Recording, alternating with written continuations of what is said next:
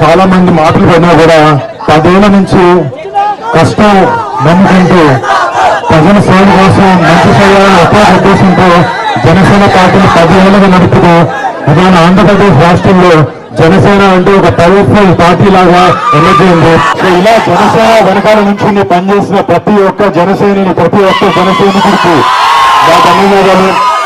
నేను మీలో ఒక్కడిని కళ్యాణ్ బాబాయ్ కానీ జనసేన కానీ ఎప్పుడు ఏం కావాలన్నా కూడా ఒక చిటికేసి మీకు ఉంటాం.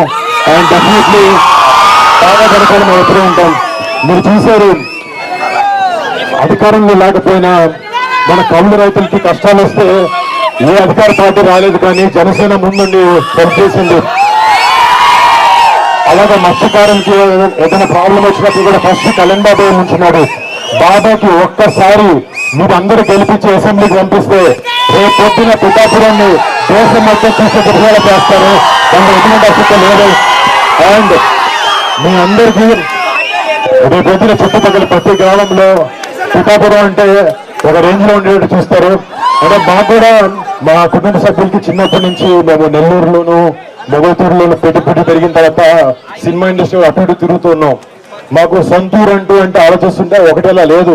కానీ ఇప్పుడు మా బాబాయ్ ఇక్కడ నుంచి నుంచోవడం వల్ల మీ సొంతూరు ఏంటి అంటారు పొద్దు నుంచి మా తర్వాత మేము పిఠాపురం చెప్పుకుంటాం.